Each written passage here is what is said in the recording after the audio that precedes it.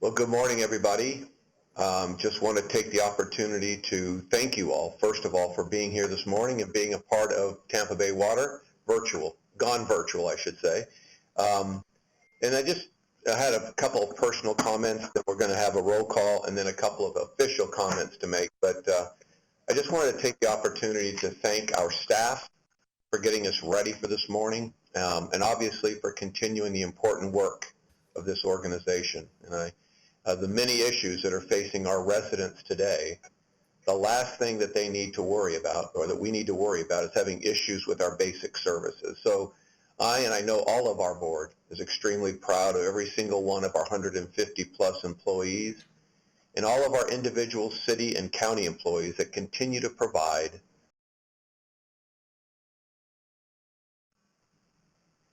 all of the basic services and more.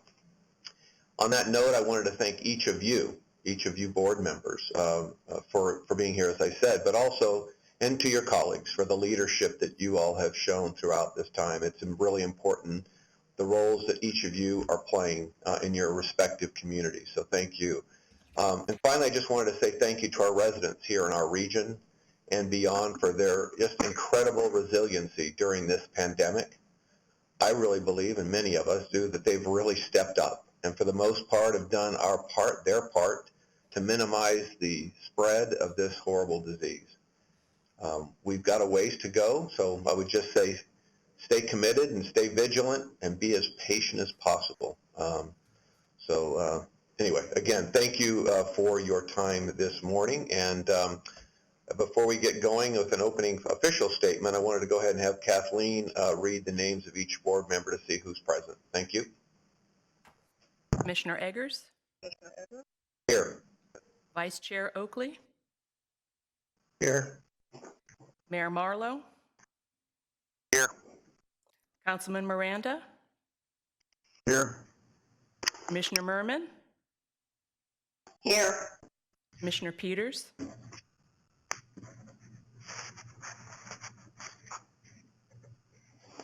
I'm present. Councilmember Rice? Here. Commissioner Smith? Here. Commissioner Starkey? Here. Chairman, all are in attendance. Okay, thank you, Kathleen. And just again, a couple of official opening comments here that I need to make. And following the guidance to avoid large gatherings to help minimize the spread of coronavirus, this meeting is being held via the GoToMeeting telemeeting platform in accordance with the Governor's Executive Order 2069, which temporarily suspends the requirement for a quorum of the board to be physically present. Notice that the meeting will be conducted via telemeeting was posted in the Florida Administrative Register and on Tampa Bay Water's website. The meeting is available for viewing through the live stream on Tampa Bay Water's website. A recording of the meeting will be posted on the agency's website. Several options for the public comment for the meeting was advertised, including submitting in writing to be read on the record or calling in to participate live this morning. Public comment will take place at the beginning of the regular board meeting following our budget meeting. In addition, this meeting is being recorded and any public comments received will be entered as part of the record of the meeting record. And I would ask all of your patience and indulgence as I try my best to see who might be calling me or letting me know they want to speak. So I'll do my very best. And also, and from my vantage point, and I'm looking in that room usually that we see from our dais, I'm in that room across the way by myself looking out at the dais, and I see all of our employees that are here, and there are not many of them, trust me, but they are all very spread out on the dais themselves and all using the spacing that the CDC requires or asks of us. So with that, board members, for voting purposes today, we'll be doing a roll call vote each time there's a vote required. At the time of each vote, Kathleen will state your name and ask for your vote. And I think with that, we have one final reminder. Just keep your audio muted unless you are speaking. Brandon will have the overall mute turned on, so each of you, if you mute your own, that will help keep the background noise to a minimum. So I think that's all I have. Brandon, is there anything else that you can think? Kathleen, anything else that needs to be said that I've missed? No, sir. No, sir. Okay, we're ready to go, and if Vice Chair Ron Oakley can lead us in the Pledge of Allegiance, there'll be a flag in front of you and for all to see. Thank you. I pledge allegiance to the flag To the flag of the United States of America and to the republic for which it stands, one nation, under God, indivisible, with liberty and justice for all. Thank you. Thank you, Commissioner. Appreciate that. And we're going to go ahead and get started with our budget workshop. And clearly the members can find the agenda item and proposed budget workshop beginning on page 5. And CHRISTINA Hackett, our Chief Financial Officer, will be doing the presentation. And again, I'll look for questions along the way and try to catch them. Thank you. CHRISTINA? Sure. Good morning, Chairman and members of the board. This presentation will provide an overview of the key factors and important details of the proposed fiscal year 21 budget. As part of the annual budget process, the document has been submitted to staff of each member government for review, and meetings were held with each member government wanting one. The proposed fiscal year 21 budget aligns with the agency's 3 overarching responsibilities and the 5 goals of the agency's strategic plan. Some of the key factors for fiscal year 21 include a projected water demand increase of 3.9 million gallons per day for a forecasted total of 184.7 million gallons per day. Year 2 of the demand management program with fiscal year 21 funding of $3.2 million, which includes district funding of $1.4 million. Pay-as-you-go funding for the capital improvement and renewal and replacement funds, plus funding projects directly with the uniform rate in the operating budget. The proposed budget includes $4.8 million in transfers to pay-as-you-go funds and $3.4 million in the operating budget for the long-term master water project feasibility studies. This includes $1 million of district funding. Other revenue sources, such as interest income, estimated at $3.2 million, and district grants of $2.4 million, and not using any rate stabilization funds to minimize any impact on the uniform rate. So I am pleased to say the proposed fiscal year 21 budget maintains the uniform rate of 2.5590 per 1,000 gallons, making fiscal year 21 the 10th consecutive year at this uniform rate. The agency's budgeted water demand is projected each year utilizing various demand forecasting tools that consider relevant factors such as historical rainfall patterns, demographics, population growth, and conservation measures. Source scenarios are established to maximize the use of available surface water and manage groundwater resources to meet permit requirements and achieve environmental recovery. Source selection for fiscal year 21 includes 83 million gallons per day of groundwater from the 10 consolidated well fields, 28 million gallons per day of groundwater from well fields that are not part of the consolidated permit, operating the surface water treatment plant on an annual average of 64.7 million gallons per day to maximize higher river flows during wet weather months and water stored in the regional reservoir, plus running the desalination facility on an annual average of 9 million gallons per day.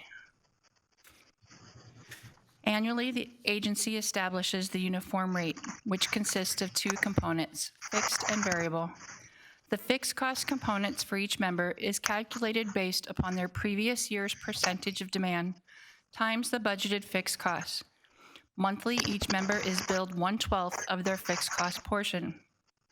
The variable cost component is calculated for each member based upon their prior month's consumption times the annual variable rate.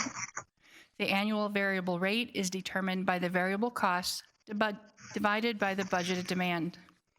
The variable rate for fiscal year 21 is 0.3848 per 1,000 gallons, which is 1.8 cents less than fiscal year's 20 variable rate. The agency's variable rate fluctuates annually according to projected demand and supply source. And in fiscal year 21, they equal 14.2% of the total costs. The remaining 85.8% of the total costs are fixed costs and are broken down into 5 subcomponents: operations, operations and maintenance agreements, pay-as-you-go funding, and debt service for member acquisition credits and for bonds. Total debt service makes up 44% of the fiscal year 21 costs. This percentage has decreased over the past few years, but it continues to be a large piece of the budget.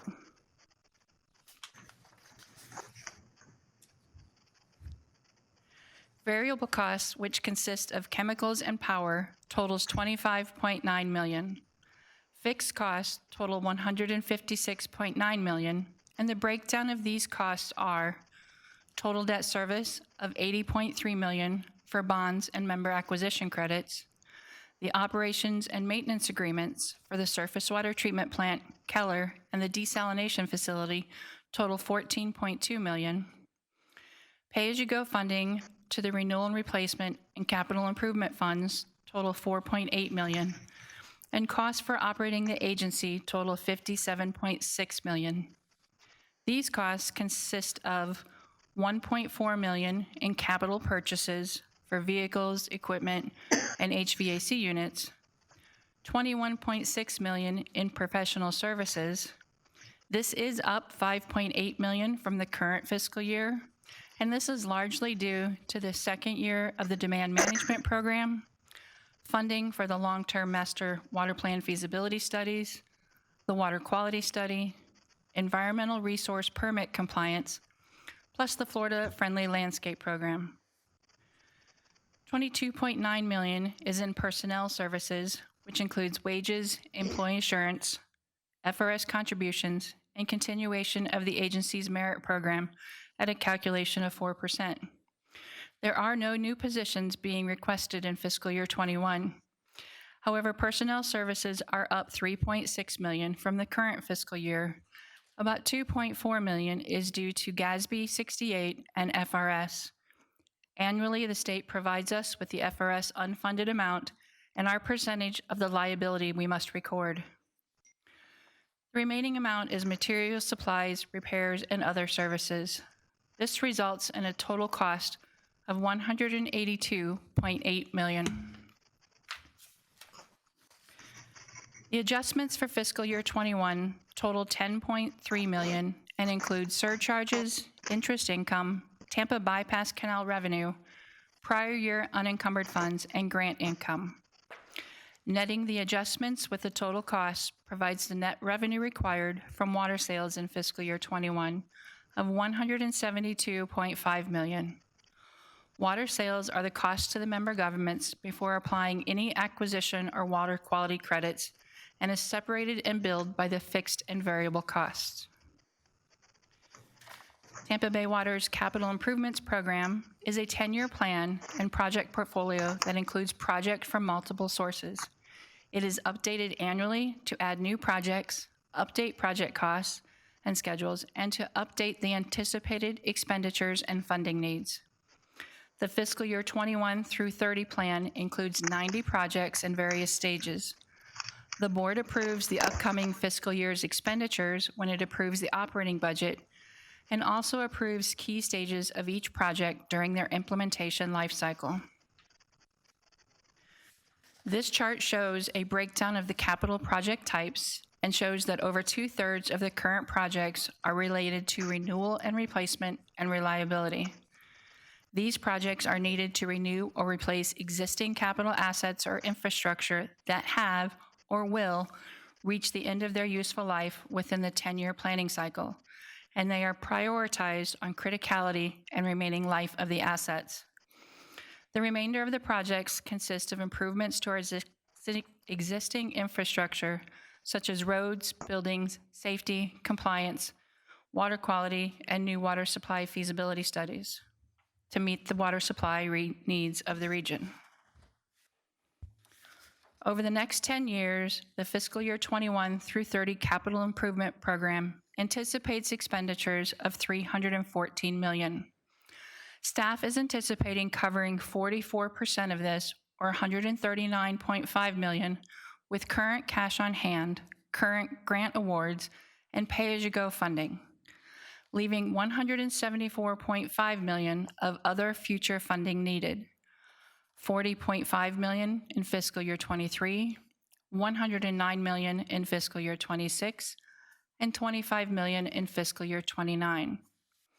We do anticipate some of this funding will be met with grants, and the remaining will be new debt issuance. Annually, the amount, timing, and source of funds needed is analyzed. Staff regularly connects with our financial advisors to discuss different funding strategies and scenarios that may take advantage of debt service amounts dropping in fiscal year 29 and in fiscal year 32 to try and level off impact of any debt issuance. Currently, the 10-year projection includes feasibility study costs for the long-term master water plan and water quality improvement projects. It does not include design or construction of those projects. Some of the active projects in fiscal year 21 are 2 projects at the Eldridge Wild Well Field. The first is to replace the existing overhead power lines with underground power lines. The second is to replace motors, pumps, well houses, and all electrical components. This particular project has a state appropriations grant for $750,000. Starkey Wellfield improvements to replace motors, pumps, 2 well houses, and all electrical components. The Southern Hillsborough County expansion projects, both the booster pump station design and the selection of engineering design services for the pipeline.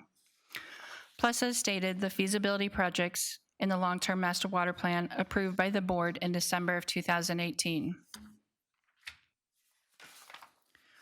Annually, the board is requested to approve the capital improvement program's upcoming fiscal year projected expenditures when it approves the agency's upcoming fiscal year operating budget, which we will be requesting in June. The projected capital improvement program expenditures in fiscal year 21 is $25.3 million. These funds are on hand, and this chart shows the funding sources. Additionally, board approval will be requested for each project at key stages during implementation. In June, the board will also be requested to accept the 10-year capital improvement program, allowing agency staff to plan and budget for future resources, but approving only the upcoming fiscal year's expenditures.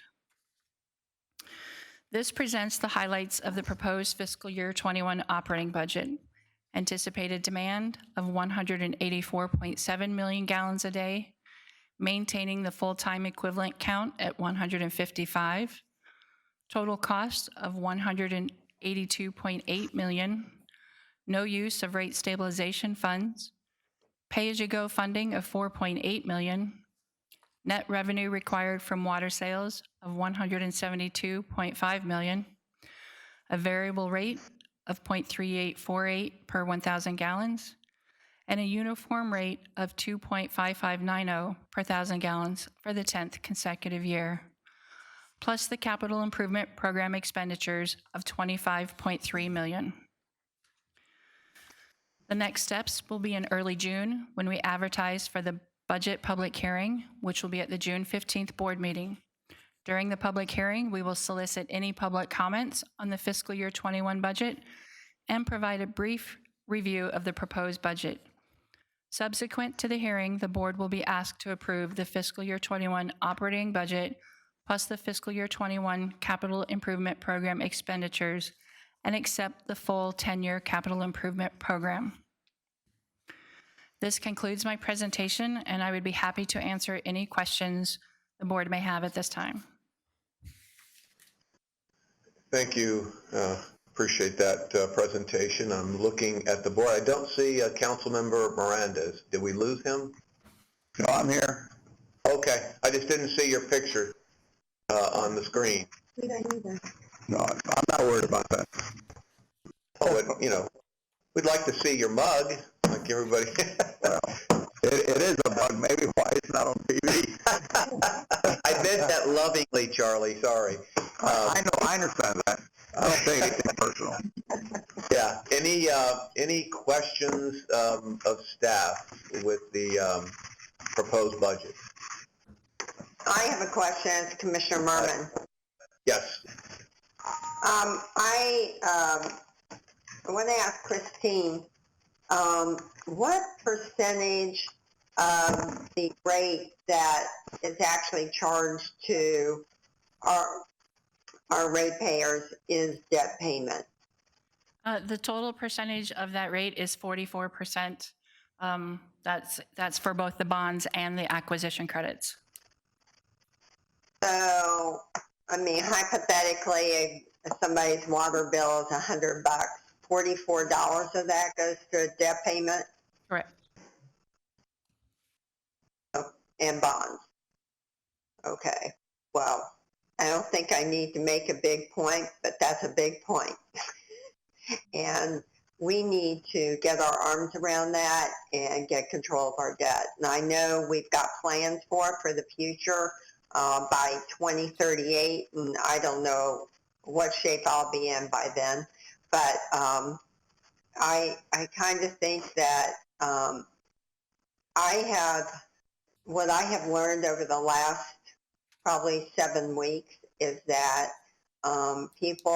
we have almost 60,000 people in Hillsborough County without jobs, and they're not going to be able to pay a lot of their bills. And if we, I'm pretty sensitive now to the elements of, the rates and the things that we're asking our ratepayers to pay. And I'm pretty sensitive about 44%. So I'll just leave it at that. Thank you. Is there anybody else? Yes, Commissioner. Commissioner Smith, I'm sorry. Sorry, yes, I was just figuring out where my unmute button was. And Commissioner Merman, I agree with you completely and have discussed that with staff myself in the staff briefings and dug into a little bit more information about, how and when that debt drops off, but it's a while out. So I hear you, and I'm with you is all I want to say. Thank you. I guess excuse me, Councilmember Miranda, did you have something? I'm sorry. Yeah, I just want to say that I understand the financing of it. I believe I do anyway, and not only on this, we're changing the lifestyle of America really by this virus and other things that are happening, and you can't continue to be in big debt and continue to and I'm not talking strictly about this agency, about all governments. It's very difficult in today's time to continue giving the service that we're doing, and when you're paying interest, and the small person has to pay not interest how we pay it, they got to pay it by their credit card, and it's in the 20-some% high, and looking at those figures, and that's not us. Let me not confuse the issue. But I agree with the statements in general, what Commissioner Merman said. And City Tampa just did $2.9 billion in financing, but 47 of that amount is front-loaded that we're charging our own ratepayers today, so that we don't have to pay taxes in the future. That's all I'm going to say. Thank you very much. Okay. Thank you, Councilmember. Commissioner Oakley? Yes, sir.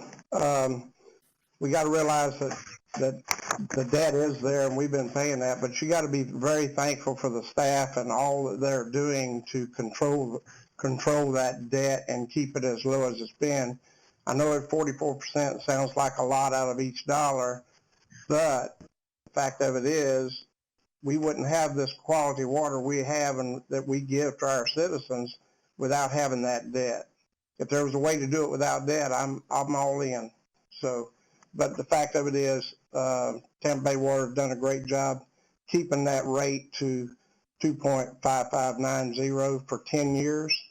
Not many businesses actually keep their debt to that point. So, and that rate they're giving out. So most of them, you know, a lot of different services have gone up on their bills and things of that nature, where we've kept ours the same for 10 years. Thank you. Thank you, Commissioner Oakley.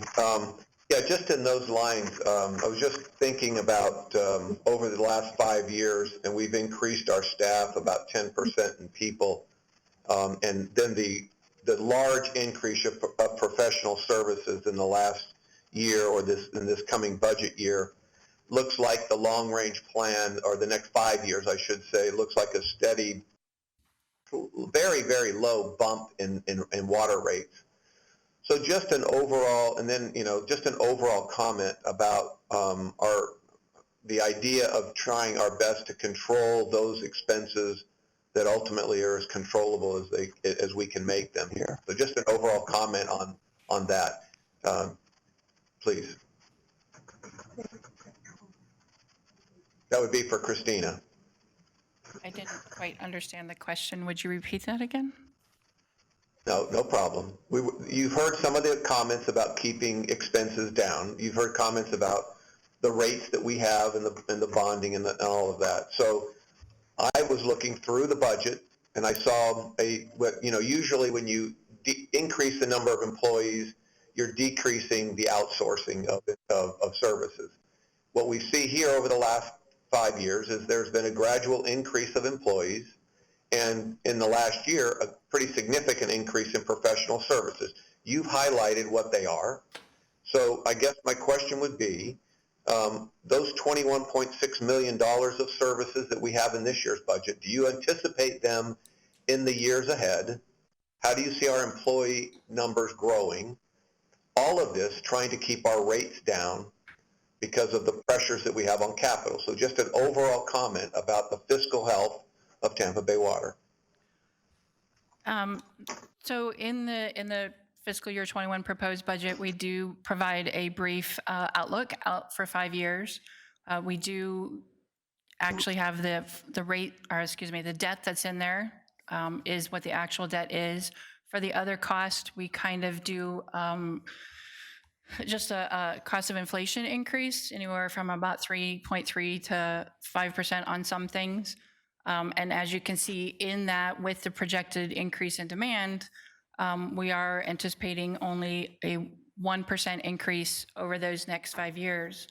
However, every year when we do actually work on the budget, we look to see what our alternatives are for either having stuff done outsourced, or looking at what can be done in-house at a more cost-effective way. That is part of the budget process every year, is we ask each of the officers to look at what's being done in their divisions to see if there's something that can be done and brought in-house. Last year in fiscal year 20, we did bring in 5 people in as in-house or full-time staff, and that did provide us the ability to get some extra things done. We do have a rather healthy rate stabilization account right now of $27 million, which is something that we look at every year as well to see if we need to draw from that to help minimize the rate impact. This year we did not need to.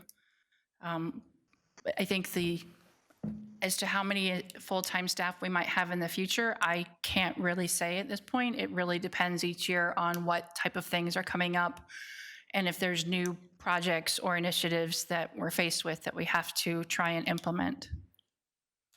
All right, let me try to be a little more specific then. Our professional services, our engineering services, and other professional services have gone up from 2016 to 2021, 44%, 231%, and 280%. Large increases. Most of it can be described, I guess, defined by the amount of work that we have on our master water supply project, our water quality project, all the engineering that's going on behind that. My question is, next year and the year after, do you see those services being cut back as the engineering is finished and the capital kicks in? Or do you think that we're going to now be at a totally different level of professional services going out? Because it is a large increase. As far as for the master water plan feasibility studies and the water quality studies, those will be going down once they're completed. One of the things that we do look at when we are looking at both the capital improvement program and the operating budget is how much can we do through the uniform rate. So we're not issuing new debt. I don't see it increasing on purpose, but if we have the ability to fund some of our projects through the uniform rate and still be able to maintain the uniform rate, then it might be staying at the same level. But it really will depend upon what our ability is to try and do some of that pay-go with the current operating budget versus putting it out there to be for new debt issuance. Okay. We can talk about this more later. Is there any other questions out there? Yeah, Matt Jordan. Well, thank you. Good morning, Mr. Chair and board members. And, you know, we have looked at staff and the ratio and how the work we're contracting out through consultants. And as Christina mentioned, the master water plan, these projects are quite sizable. The board has just, you know, looked at those contracts for the desal expansion, evaluation, the surface water expansion, and certainly working on the SHARP project, along with the water quality study that we're moving forward with. And, you know, we balance those each year. We've added engineering staff, and we've actually, for most of the positions that we've added, we've had a reduction in cost. Some have not been the case. We have added a couple positions that there was not a complete offset, but some offset. But we're certainly mindful of that. And what I would propose is we can certainly come back and expand on this some more in June when we have our budget hearing, if that's the pleasure of the board. Yeah, I'd just like to understand that it's a pretty big increase this year in this year's budget that we're talking about. I would imagine some of that will drop back down, as you said, Christina, after these projects are designed up. But those are the kinds of things that continue putting pressure on our rates. And I just wanted to, in the comment that was made, several of the comments that were made about keeping our costs down, I just think that's something that we have to look at. So I look forward to hearing more about that in June. And Mr. Chair, if I could just make another comment, all these capital projects that we have coming up, I'd like to see an analysis of those, of how it will increase our efficiencies.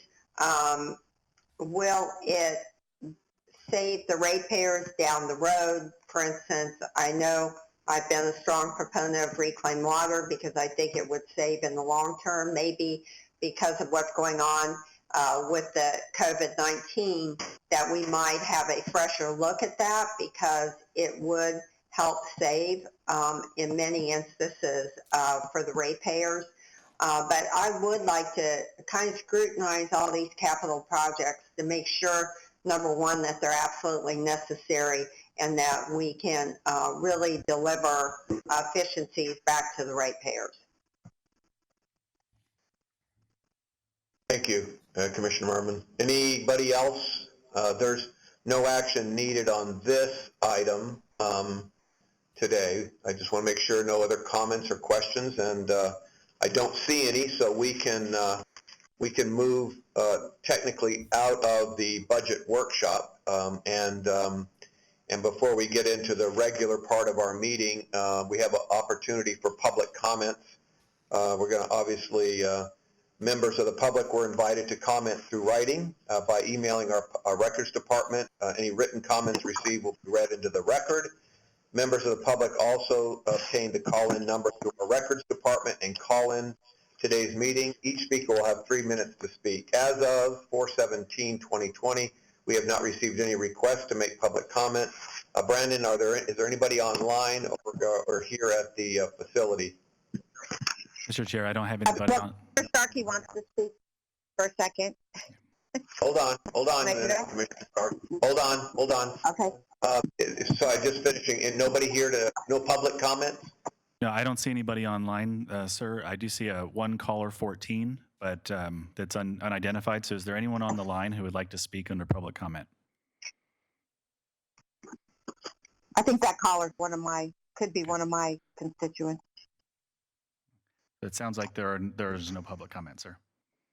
Okay, so before we start with the regular meeting, Commissioner Stark, did you have a comment? Well, I just wanted to say, as some of you who know me well know that I'm a big proponent of, one, trails, and two, being able to take property that's owned by the public and have more public access to it.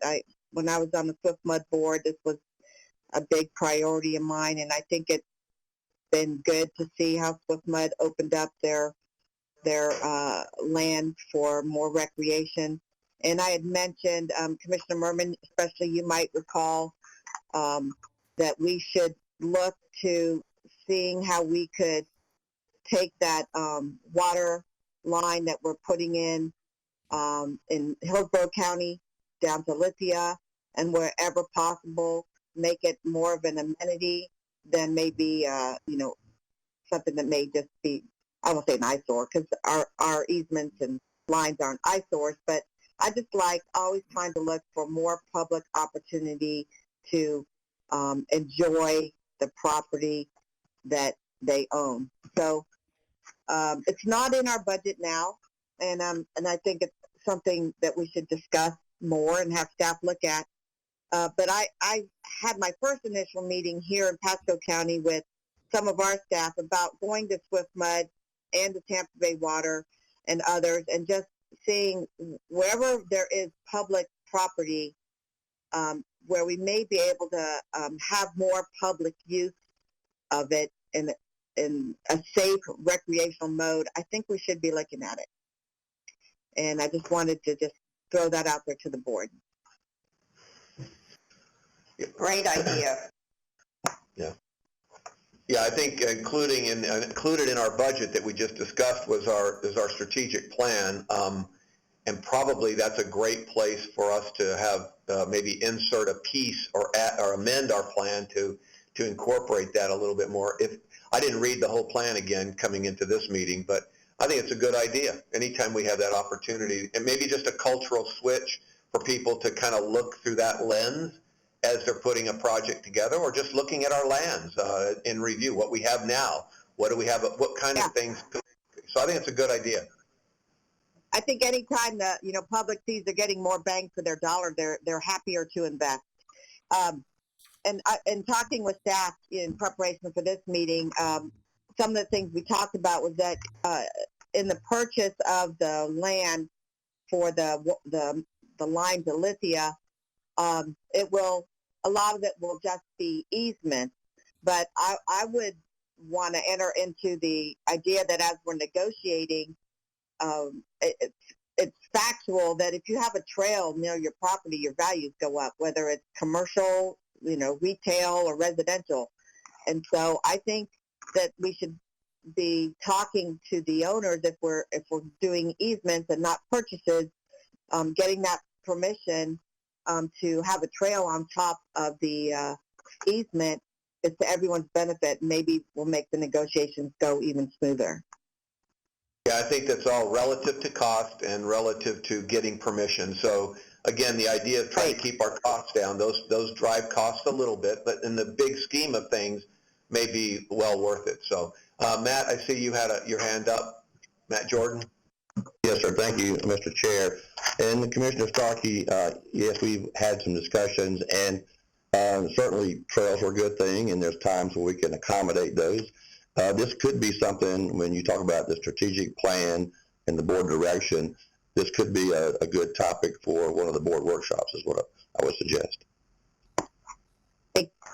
Yes, and I would agree, and I sounds like we have others that would agree that we could add this to that agenda one day. Yeah. Yes, ma'am.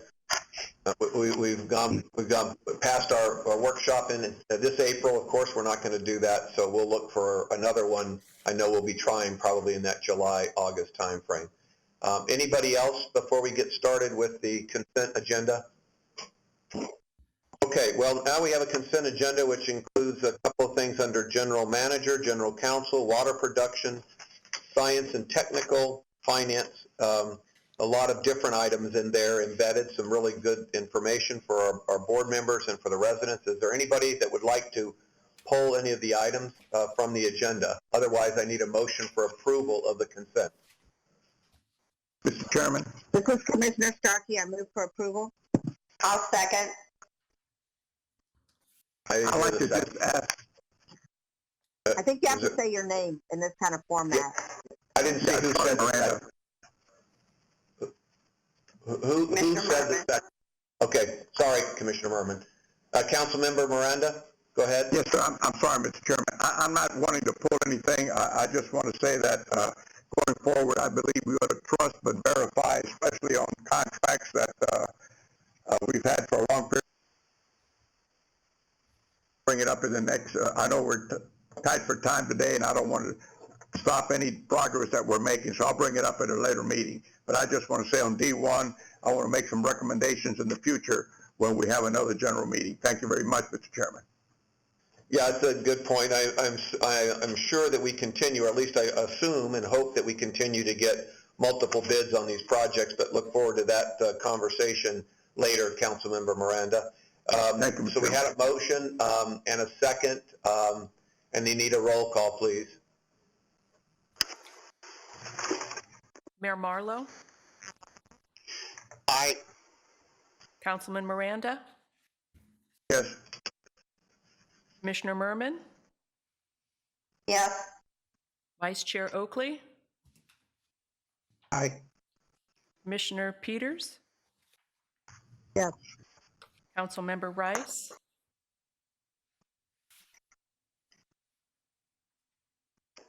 Yes. Commissioner Smith, Yes. Commissioner Starkey, Yes.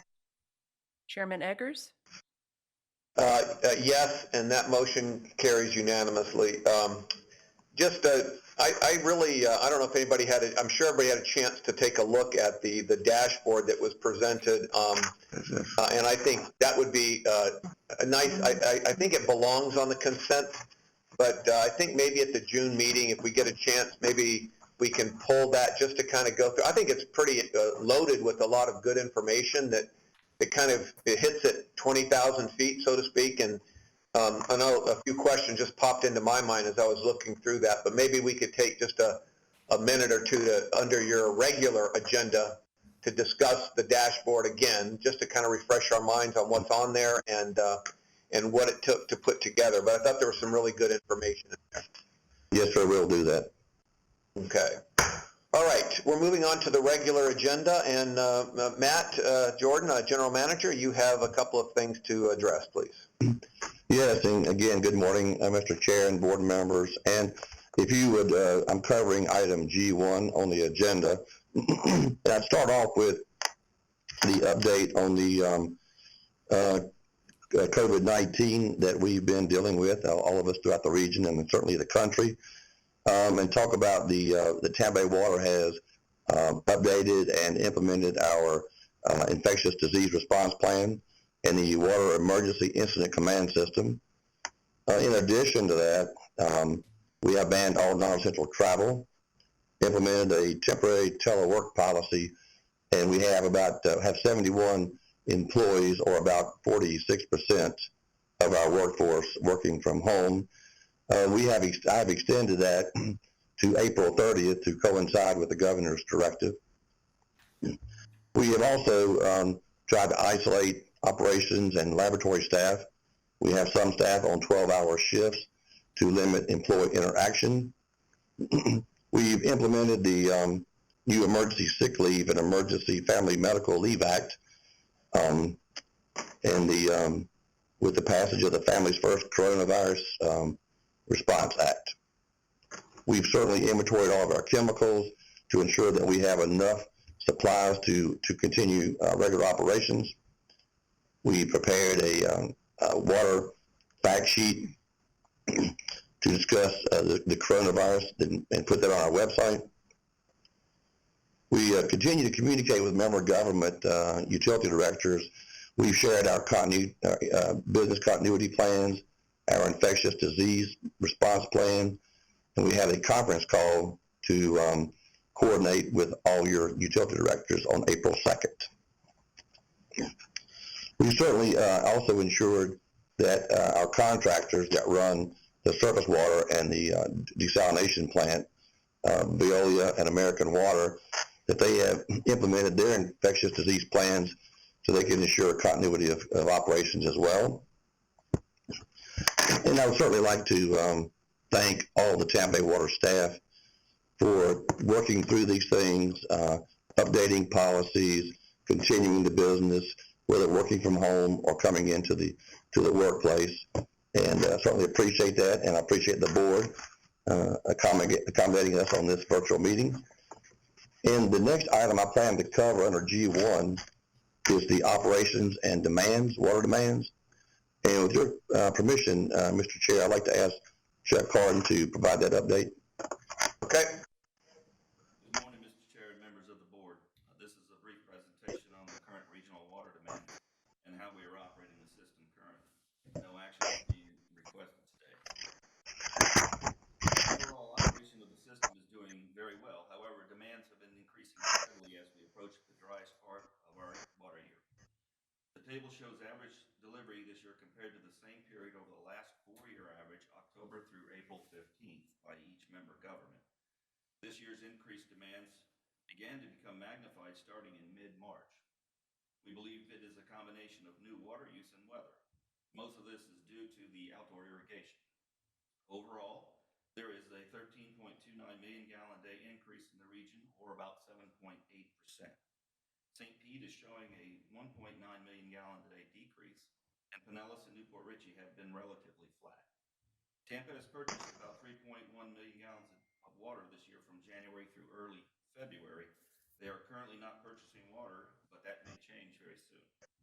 The remaining increase is coming from Pasco and Hillsborough counties, where they are experiencing the majority of the region's growth. Since March 15th, daily averages have been running about 20 to 26 million gallons a day, more than the same time last year. In terms of weather, rainfall for the 6-month period, October through March, we've had a lot of rain in October, but the totals have started dropping off starting in January. The total rainfall received this year is 15.59 inches, and the average for this period is 16.8 inches. Good news, the regional system is working the way it was intended, and we have plenty of supply to meet the increased demands. Our current usage of sources are as following. Surface water treatment plant is running at 70 million gallons a day using water from the reservoir. The regional reservoir is holding approximately 11.5 billion gallons of water, and when full, it can hold up to 15.5 billion gallons. The consolidated water use permit is at 84.3 million gallons, well below the 90 million gallon a day 12-month running average. The South Central Regional well fields is at 23.3 million gallons, and the permit limit is 24.1 annual average. The Tampa Bay Seawater Desal plant is running at 20 million gallons a day and will continue running through early July. We are in good shape this year to weather these dry conditions, but we'll continue to monitor the demands and rainfall totals to ensure that we will be able to rely on the reservoir for use next year. We need to fill it up this summer. To encourage everyone staying at home to practice wise water use and to curb outdoor water use, the agency has increased our conservation messaging on social media. There are on those slides some examples of what we've been posting. And Mr. Chairman, this concludes my remarks, and I'd be happy to answer any questions. I had a question real quick, on you had met with the utility directors and found overall that I guess the sewer plants aren't at elevated states, implying that a lot of our increase in water consumption has been because of irrigation. Just a comment on that, if you would, as it relates to the overall system. Thank you. Yes, we did meet with the utility directors, keeping our eye on these demands. Several of them mentioned at on the call that the wastewater demands in their systems have not been going up. So putting it on staying at home and everybody's using more water, there's probably some of that, but most of this is for outdoor irrigation. Maybe people are home and they're watering more. That's why we're putting on that messaging. Just a reminder, stay within your limits, your restrictions, and water on your days. Do not go above that, and that was our message. I have a question. Yeah, Commissioner Merman. Okay, Chuck. So we have just put in water restrictions in Hillsborough County, mainly because our water consumption has really gone through the roof. I think last month it was wasn't it close to 90 million gallons a day, something like that. Anyway, so I think we need to really step up our game on this water conservation. And in Hillsborough County, that has a lot of growth. They're putting in new landscaping, with the new house. And so I think what we've got to do is get a message out to these builders and see how we can more directly, enforce maybe some xeriscaping type, any type of conservation landscaping that might be available to them. So I wondered if that is possible for us to really, really move in a stronger way to get the conservation and the xeriscaping and more efficient landscaping message to the builders, but also to the homeowners, especially in South County, in Hillsborough County. Yes, ma'am. And just recently, the WaterWise program has been rolled out, the marketing, the initial stages. Part of that is focusing on the developers, that program. That's just getting started. Mm-hmm. Well, the developers are one thing. It's the builders that actually And the builders. kind of get more involved. Yeah, so you're talking about developers and builders? Yes, ma'am. Okay. But we need to do it now. We're really kind of in a drought season right now. Hopefully we're going to start getting some rain. But I hope that we're being more aggressive. Yes, ma'am. I would mention that we are having another utility director call on Friday, and some of them have been talking about starting, move this up a little bit, the WaterWise program, get it rolling a little bit. We've been slowed down by the COVID-19, but maybe we'll have that as a main focus of our talk on Friday. Well, during COVID-19, we also were experiencing major drought. So maybe that would have been something positive we could have been working on while we were forcing people to stay in their homes. Yes. Okay. Yes, ma'am. Anybody, anything else, Chuck? I'm good. Thank you. Okay. Any other questions? Yeah, Commissioner Smith. Yes. Thank you. And I had discussed with Chuck that although, this report says that we are handling the demands right now, certainly has been very dry, and so it might be whatever we can do to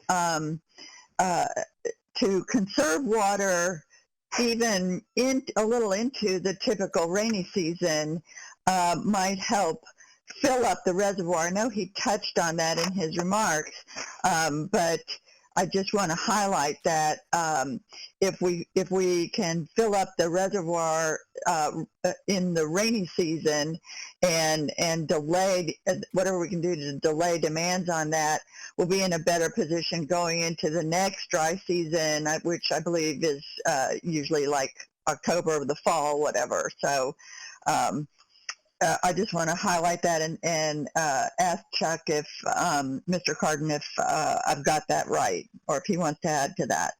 Yes, ma'am. And what I refer to is our cycle. We use the reservoir during the spring dry season. It goes down to a level generally 6 to 8 billion gallons. And then we get the rains in July and we fill it up by October 1. We're back at 15.5 billion gallons. And we always want to start with the reservoir full at the beginning of the water year. If we do not get those rains or we have a prolonged drought, the water year would start with a lower reservoir, which could get us into trouble the same period of time next year if we don't have the water in the reservoir. Thank you. Yeah, anybody else? I'm sorry. Okay. Yeah, I think, we've talked about several things today already about our long-term bond rates that we've committed to years ago, and those are coming up. The amount of money that we're spending on our member government's assets, that's coming due the end of this decade, and then the other bonds are coming due at the end. So we're in the middle of paying those bonds off, and so there's not, again, to the comment earlier about trying to watch our expenses on that front, I think it's about new capital projects. This discussion about what to do with our landscaping, I guess, is really, it falls on us to make sure that folks out there are doing their best to conserve during this time, and I think augment. I know we have that program that we're starting, was mentioned, but a lot of our regional governments, and that means all of us sitting here, not just you or me, all of us, have to remember that as part of our requirements as these builders and developers move forward in the landscaping, whether they're required to use xeriscaping or more reclaimed or whatever. So again, this all plays together, and being able to react on the spot to change that is difficult in a short-term basis. So I just think we have to be careful, except the part that was mentioned about talking to our utility directors and therefore getting the messaging out to our residents. We can do that, and I think I agree, we need to ramp that up. Anybody else would like to comment? Okay. We'll get back to Matt. What else do you have for us this morning? Yes, sir. Thank you, Mr. Chair. I do have a few more items. And I was wondering if I could ask Mr. Warren HOGG, our Permits and Compliance Manager, to talk a little bit about the work we're doing, or the coordination that the district works with the member governments on conservation and what their plans are for any conservation efforts. Could you give us an update, Warren? Yes, good morning, Mr. Chair, board members.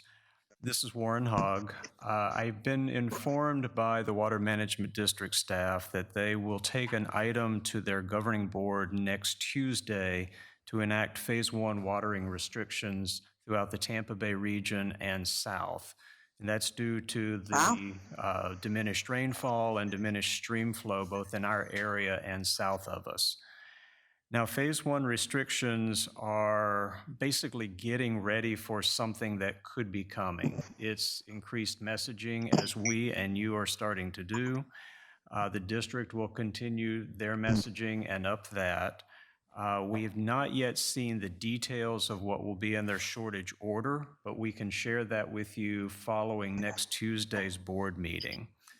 Additional or watering restrictions beyond the year-round restrictions would generally not kick in until a Phase 2, which would be limiting the hours of watering. But this is a beginning step, realizing the dry conditions that we're in.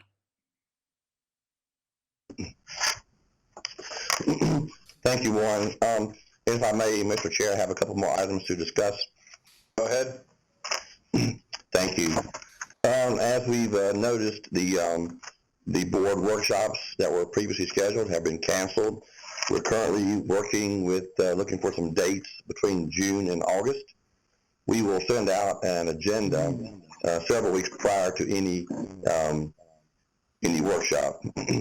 The long-term master water plan feasibility studies continue with the surface water and desal expansion evaluation, along with the SHARP project. As part of the feasibility studies on the 2 expansion of the water treatment plants, we will include an analysis of the current operating contracts before those are coming up for renewal in about 2024. South Central Hillsborough County, the booster station and pipeline, that work continues moving forward. That's also going to be discussed under item L1 coming up in a few minutes regarding the design and permitting of the booster station. We did secure the property that the board approved for the booster station, and we closed on it this past Monday. And staff is continuing to work with Hillsborough County on the discussions of the pipeline to South Central. And finally, Under water quality evaluation, there was an update on the consent agenda, item D8, and we will be bringing a contract, and we continue to work with your member government. We'll be bringing a contract to the board in August of this year. And that's all I have, Mr. Chair, unless there are questions. Any questions for Matt? Anybody? Okay. Next up on the agenda is a legislative session report. And Pete Dunbar and Matt Blair, I heard you on the line earlier. Are you there and available for any updates? Yes, sir, Mr. Chairman. We're ready to go, and we'll do this as briefly as we can. Good morning, board members. There was a updated report that went out with your agenda materials, and I will basically tell you there have been no changes in status on any of the legislation that is discussed there. We find ourselves in a bit of a unique experience in that the governor, because of the virus priorities, has requested that the legislature not deliver legislation to him. And so with 7 small exceptions, all of the legislation from the legislative session, just under 200 bills, is still pending delivery.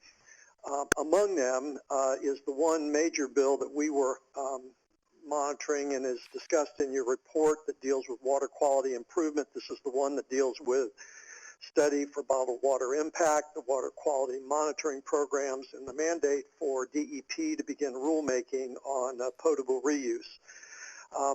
One of the other items, and I'm going to turn it over to Matt here in just a minute, that is still being held is the budget, and we, I think, likely expect that that's going to be revisited before the budget year begins on July the 1st based on revenue projections that will be discussed in May. And Matt Blair, if you would, why don't you talk a little bit about the budget and where you think we're going?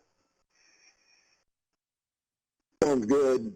Thank you. This is Matthew Blair. To give you just a quick update, the Cypress Bridge Wellfield Improvement Project was funded and is part of the budget currently that, as Pete mentioned, is being held by the legislature until the governor asks for it. That funding is at $250,000. It's on line 1635A. For those that want to look, it's on page 249, and it's part of $76.5 million worth of water project funding that was included in the budget.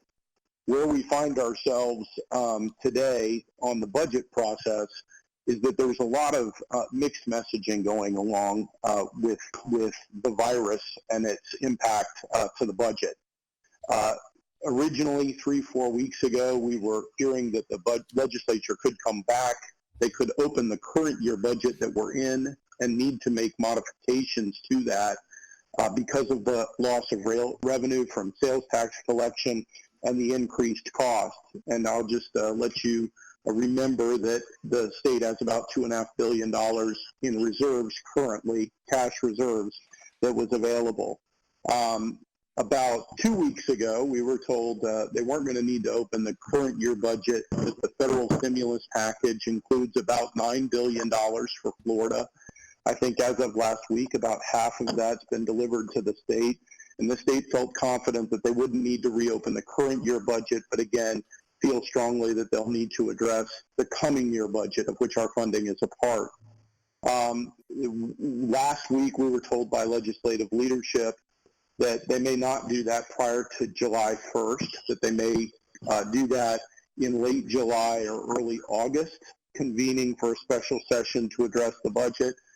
And on Friday, the governor opined that he may be able to deal with the shortfall perhaps by simply vetoing a major amount of the projects in the existing budget, and that with a number of vetoes might be able to achieve what would need to be achieved for the state's portion as it relates to the budget. I don't think many folks think that that's, I think many folks have differing opinions on that, but that was the governor's opinion late last week.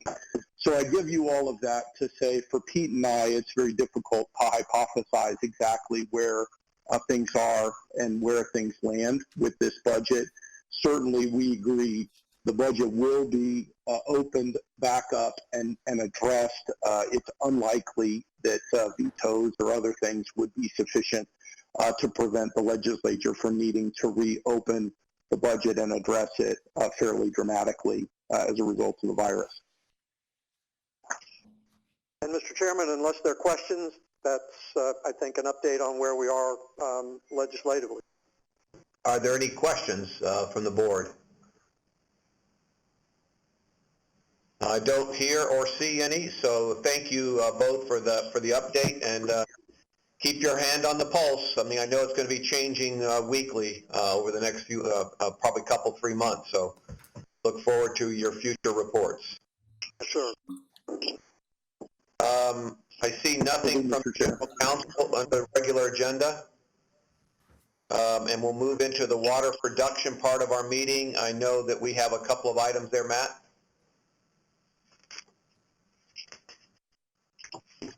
Yes, sir. Item I-1 is the Southern Hillsborough County Booster Station, and Mr. Carden is going to present this item. Yes. Okay.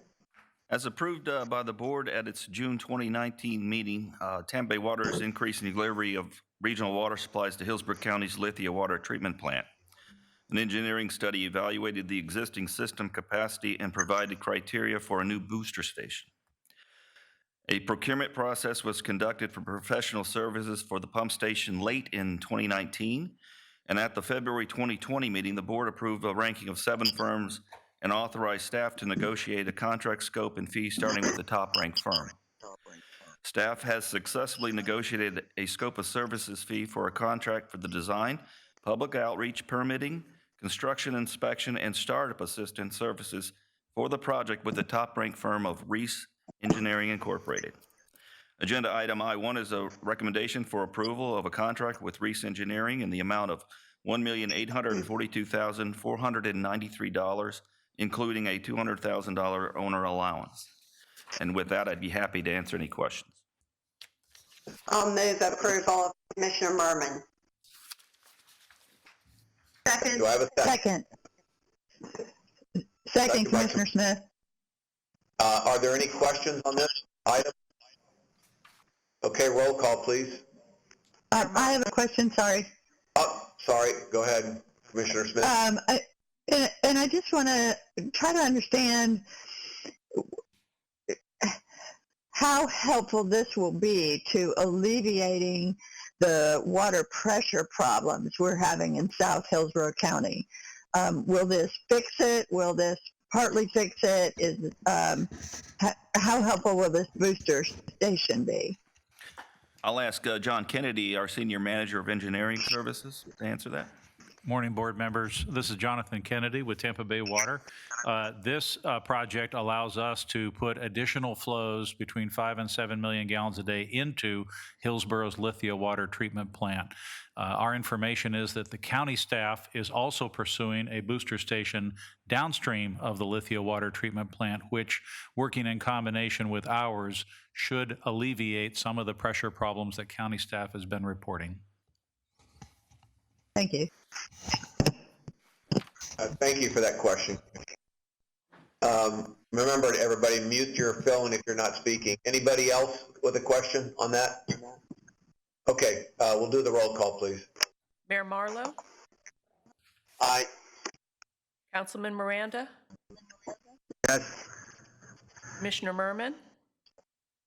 Yes. Vice Chair Oakley? Aye. Commissioner Peters? Yes. Councilmember Rice? Yes. Commissioner Smith? Yes. Commissioner Starkey? Yes. Chairman Eggers? Yes, and that motion carries unanimously. Thank you, appreciate that. And now we'll move on to I-2, which is our on-call civil contractor services contract. Matt? Yes, sir, and Mr. Carden will also present this item. Thank you. In August of 2017, the board awarded an on-call civil contractor services contract to Granger Maintenance and Construction. The contract amount awarded was $1 million over a 4-year contract term. The contract is used for tasks that are beyond the scope of what Tampa Bay Water maintenance staff can perform and or either time-sensitive or too small to cost-effectively execute using a standard design bid process. Although some of the tasks are planned for in the capital improvement program, most of the use of this contract is for unplanned repairs. Examples of some of the tasks assigned over the past 2.5 years include corrosion system repairs, road repairs, installation repairs in the laboratory, reservoir compliance repair work, and stormwater pond erosion control, to name a few. Currently, the maximum contract amount is nearing the upper limit. The requested $500,000 contract increase will allow for the release of a pending task to replace chemical piping at the Keller hydrogen sulfide facility. It will also allow for the remainder of fiscal year 2020 reservoir support to be performed by Granger, who is already familiar with the work. The remaining amounts of the Granger contract space will be used to carry through the remainder of the contract ending September of 2021. Tampa Bay Water is recommending approval of Amendment 1 to Contract 2018-003 for on-call civil contractor services. And with that, I'd be happy to answer any questions. Any questions for Chuck? Move approval. Commissioner Merman. Second, Commissioner Starkey. Councilmember Miranda, did you have a question? No, I was seconding it. It's all right, no problem. Okay. You got in there on the second. I just wanted to make sure you didn't have a question. Not at all. Any other questions? Roll call, please. Mayor Marlowe, Aye. Councilmember Miranda, Yes. Commissioner Merman, Yes. Vice Chair Oakley, Aye. Commissioner Peters, Yes. Councilmember Rice, Yes. Commissioner Smith, Oh, yes. Commissioner Starkey, Aye. Chairman Eggers. Aye, and that motion carries unanimously. Thank you. We'll move on to the science and technical part. First item is test well site access and utility easements for a new well field via Sharp credits. Chuck, excuse me. Sorry about that. That would go straight to Warren Hogg. Apologize. Good morning, Mr. Chairman, members of the board. Item J1 requests delegation of authority to the general manager to acquire a test well site and connecting utility and access easements. The new well field via Sharp Credits project requires purchase of land so we can construct an aquifer performance test well and monitor wells. The board approved the scope for completion of this aquifer performance test at the October 19 meeting. In December of 18, the board approved the long-term master water plan update. This plan identified 3 projects that have been recommended for further study. This presentation is related to the new well field via Sharp Credits feasibility project. The feasibility project includes design and construction of a test production well and monitor wells, an aquifer performance test, well field modeling and water use permit application, and the design of the collector main layout and water quality treatment facilities. The feasibility project also includes finalized negotiations with Hillsborough County for aquifer recharge credits. All of this information will enable us to determine the cost and capacity of the new well field and compare it with the other 2 feasibility projects. In October of 19, the board approved the initial task, but today we're requesting only approval of the property acquisition task. There are future items that will come before the board, include the bid award for a test well construction and professional services contract to complete the feasibility work and preliminary conceptual design of the well and water treatment plant. Staff has identified several potential properties within the search area that we identified in the prior modeling studies. Our focus search area is currently undergoing rapid residential development, and much of the remaining land is dedicated to agriculture or preservation. The proposed test well site is owned by the Hillsborough County Environmental Lands Acquisition and Protection Program, or ELAP, but the western 4 acres of the larger tract are not restricted to preservation use, and the county ELAP staff have expressed interest in selling it. The proposed test well site does not have direct access to a public right-of-way, therefore an access easement is needed along the west side of the property. The access parcel is the amenity area for a new residential subdivision.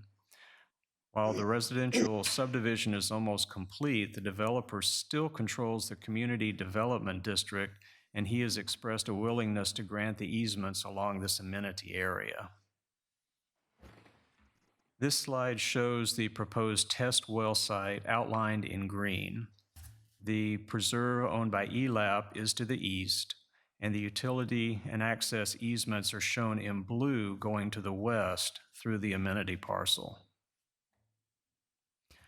Staff today recommends that the board delegate authority to the general manager to negotiate the purchase of a parcel of land owned by Hillsborough County ELAP and to enter into a written purchase agreement for appraised value not to exceed $225,000, inclusive of all due diligence expenses and closing costs.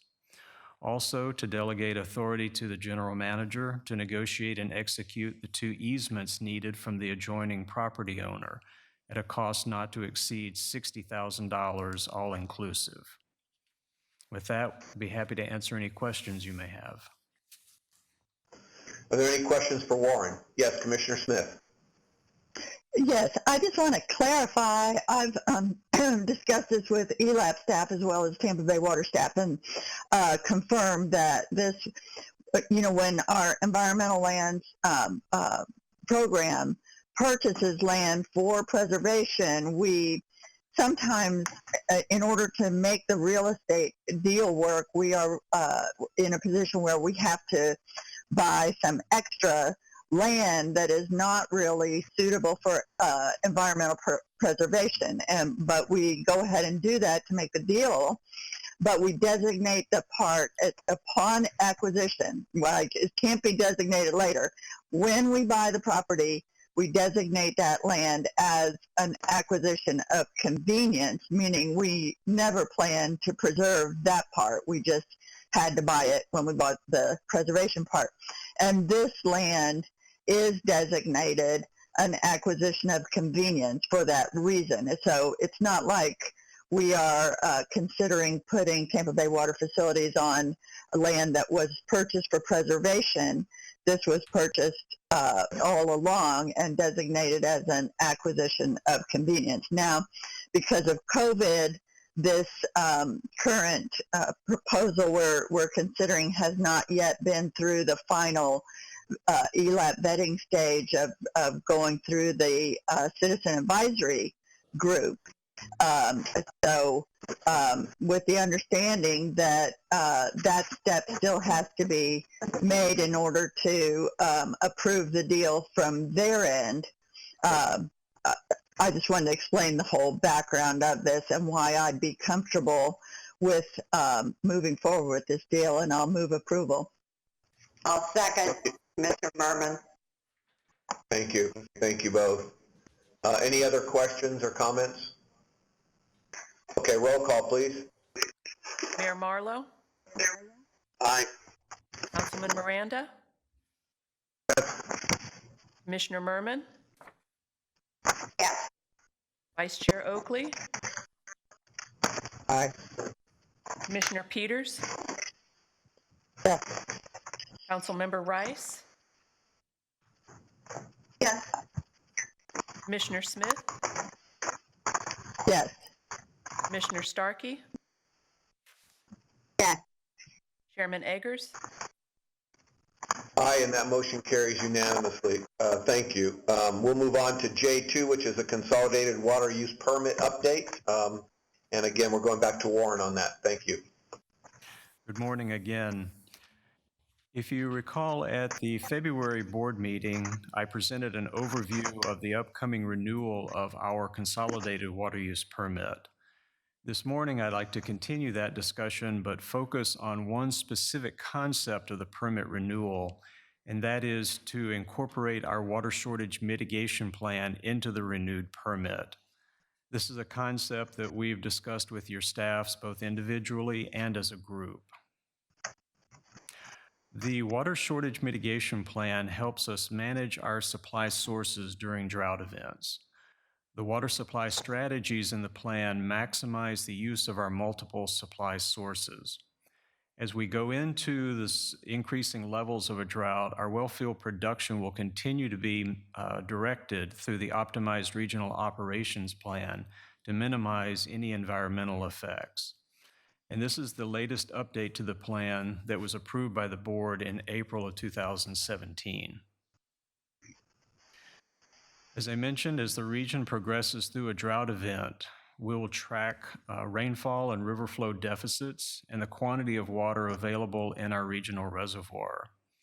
These are the factors or quantitative triggers that cause us to move through the water shortage stages in our plan from a stage 1 drought alert to a stage 4 water supply crisis.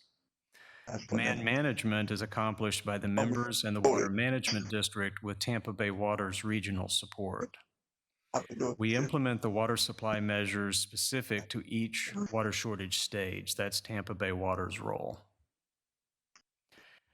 Our shortage plan lists the priority order of our supply sources as we move through the stages of a drought. Once we get into the mid and late stages, we are maximizing the use of our desalination facility. We will have temporarily increased our withdrawal from the Alafaya River. There's additional augmentation of the Hillsborough River Reservoir from the Bypass Canal Middle Pool. There's additional regional supply from the Bypass Canal Lower Pool, and that's used to sustain our surface water treatment plant for as much and as long as possible. Finally, our option would be temporary additional groundwater from the consolidated permit well fields. That's above the annual average of 90 million gallons per day. This is the supply option of last resort for the most severe drought conditions when the other supply sources have been fully used or depleted. And this final action would only be implemented to avoid a public health and safety emergency in the member government service areas.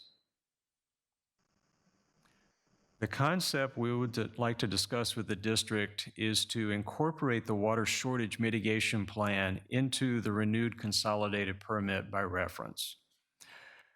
By doing this, we would not need to request an emergency order from the district to exceed the 90 MGD annual average limit. This approval would be given with the issuance of the permit. We would commit to monitor and assess environmental data following a severe drought event and determine if our pumping higher than 90 million gallons a day has caused any adverse environmental impact. By incorporating this plan in the renewed permit, we would commit to directly restore or mitigate these adverse impacts, and the district would review and approve our evaluation and mitigation proposal.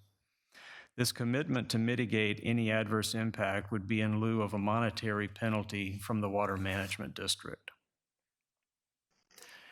There's several benefits to incorporating the plan into the renewed consolidated permit. Those are, by issuing the permit including the plan, the district will be acknowledging in advance that if we enter into a severe drought condition, temporary additional groundwater above the permit limit may be needed to avoid a public health and safety emergency. We would avoid any potential delay in obtaining an emergency order, since this would be granted by issuance of the permit. The district would be agreeing to not issue a monetary fine or penalty to us for pumping higher than 90 million gallons a day, but in return, we'll be committing to use our funds to directly restore any environmental systems adversely impacted by our additional groundwater pumping. Being able to rely on this flexibility allows us to fully utilize our existing supply sources and avoid building new water supply infrastructure that would only be needed during times of severe drought. New supply that's needed to meet normal demand growth will come through implementation of the Master Water Plan. But not building the emergency supply capacity gives us additional financial stability, and avoiding the potential of a permit exceedance should help us maintain our strong bond rating. We've discussed this with the member government staffs, but we've not yet discussed this with the Water Management District in this current permit renewal cycle. We wanted to bring this concept to you for feedback and direction before proceeding further with the district. If the board concurs with our proposal, we would schedule a pre-application meeting with the district and the members to discuss how or if this can be implemented. So we're not looking for any approval of this concept today, but just that we're looking for your feedback that it's a valid concept for us to pursue, to discuss with the district and the member staffs to see if this could be done, and if so, what would that look like? If we're able to work with the district and the members to come up with a concept and some draft permit language, we could bring that back to the board in August of this year so that you fully see the details of what we're proposing. And any draft permit conditions would be in our permit renewal package that we'll bring to you for review and approval in October of this year. So this is simply a step for us to go to the district to explore the concept. And with that, I'd be happy to answer any questions you may have. Okay, thank you, Warren. I think it's a great idea, but I'll open it up to the board for any questions. Commissioner Merman. Thank you. Thank you. Okay, Warren, another thing I've learned going through this crisis is that government bureaucracy can tend to be a little bit of a headache in getting people the help they need. In this case, it would be the water. So what we're talking about, this sounds like a lot of bureaucracy to me, that we have to apply to SwiftMud to get access to more water. Am I not reading this right, or can you bottom line it for me exactly what it means? Because I got to tell you that, you know, like, and I have been in touch with our utility director a lot this last month, because I know the low flow situation is starting to come around. But I certainly don't want my constituents to have to wait, just like they're waiting for unemployment claims right now because of having to go through a huge you know, requests and then approvals, and I notice we're bringing it up again in October when we're supposed to be in another drought. So can you give me a bottom line of what this really is and what it means? Yes, Commissioner. What this would do for us is to streamline the process. The water shortage mitigation plan is our commitment that we will meet your demands 24/7. We will be committing to the district in advance. This is how we'll commit to operate during a drought to meet demands and protect the environment. But it would remove that piece of bureaucracy for us at the end, that if we must have additional water, we don't need to go to the district at that moment and get an emergency order. That would be granted in the permit as long as we've operated the way we committed to operate. So it would actually remove a potential delay for us, and that if that occurs. Okay, so I get that. Okay, we're in a drought, and say Hillsborough County is noticing that we're using a whole lot of water because we're in a drought. So do they request from you for more water, or how does that work? Each of the members work with us on the coming demands, both long-term and short-term or immediate. We know what you're experiencing, so we're stepping up our actions and our delivery to make sure we meet your demands. What I did not discuss in parallel to this is just, our plan is just the water supply side of it. The district and the members will be going through increasing phases of water shortage restrictions to get the public to be fully aware to use less water as we go into a drought. So the two of them together should help us avoid this emergency situation. But we are committed to meet your demands 24/7. This, we think, is a way to remove a potential delay for us and to give us some additional benefits and provide the district some provisional assurances. Okay, thank you very much for the explanation. I appreciate it. Thank you, Commissioner Merman. Anybody else? Yes, Councilmember Rice. Thank you, Chair. I think this is an intriguing idea, and I'm certainly looking forward to hearing more of the details in August. I just think that one of the things that we need to be cautious of and how we communicate this to the public is that the consolidated well permit, that's very important. And, part of the creation of Tampa Bay Water was to end the overpumping of those well fields. So I think we just need to be really clear in communicating to the public that this is about good planning, and this is a way to help us be more nimble during a drought time situation. But overall, I think we're heading in the right direction, and I'm looking forward to hearing more of the details. Thank you. Thank you, Councilmember Rice. Anybody else?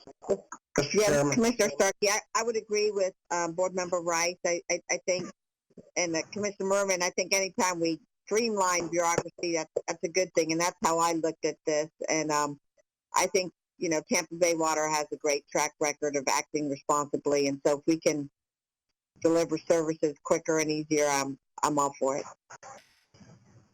Vice Chair Oakley, do you have something? Yes, sir. I also agree with the streamlining of this process. It's not doing something they probably wouldn't allow us to do anyway, but it'll streamline it to where we're able to move forward with protections in our environment and also providing water when our citizens need it. And I'm sure they'll be looking over our shoulders, and I'm sure it's the right thing to do, because anytime that you can move the process through the stream faster for government, because you can get held up with waiting on answers, even though you will get the answer, but being able to move that and streamline it is much better for all of us. Thank you. Thank you, Vice Chair Oakley. Commissioner Smith.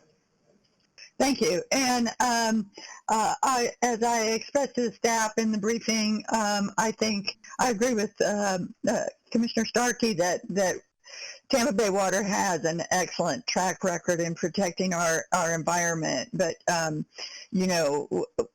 things change and administrations change and pendulums swing back and forth. So I will be looking very carefully when this comes back to make sure that there are that written into this permit are the conditions necessary for approving emergency withdrawals, and mitigation is spelled out so that everybody can feel very comfortable that this is streamlining, but it's not deregulating.